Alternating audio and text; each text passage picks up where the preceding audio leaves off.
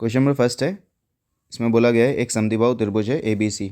ABC एक त्रिभुज है और इसमें AB और AC बराबर है। तो ABC और AB और AC आपस में बराबर है। और जो कोण B है और कोण C के समद्विभाजक, मतलब इस कोण को, कोण B को समद्विभाजित किया और कोण C को भी समद्विभाजित किया। ये जो है समद्विभाजक परस्पर बिंदु O पे मिलते हैं, तो इनको O पे मिला दो। ये O हो गया बिंदु। प्रतिच्छेद करते A और O को जोड़िए। इन्होंने बोला A और O को जोड़ दो, तो A और जो O को जोड़ दिया।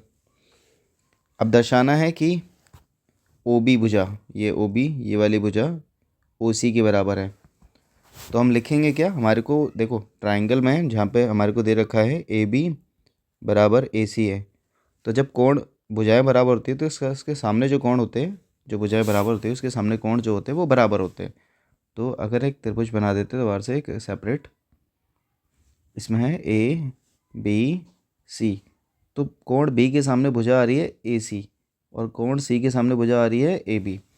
तो AB के सामने कोण कौन सा हुआ, उल्टा देखिए तो AB के सामने कोण हुआ C। इसको रीड कैसे कर सकते हैं, BCA। तो ये जो कोण है BCA CBA, रीज़न क्या लिखोगे इसको बराबर करने के लिए, दो बराबर भुजा के सम्मुख कोण बराबर होते हैं।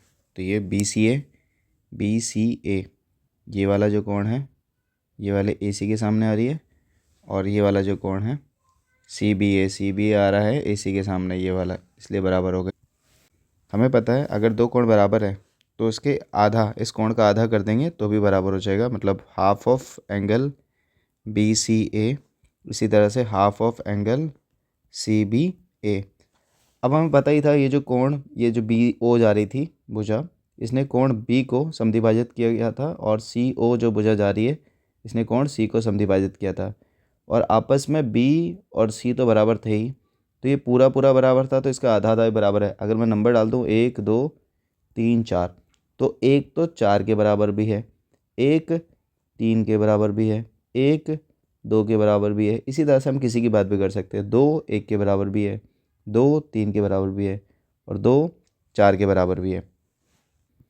इससे होगा क्या, हम क्या करेंगे, जितना हमारे को चाहिए सिर्फ उतना लिख लेंगे। अगर हम ट्राइंगल देखें तो इन ट्राइंगल या फिर त्रिभुज ABCO, इस त्रिभुज में देखा जाए तो यहाँ जो कोण आ रहा है कि OBC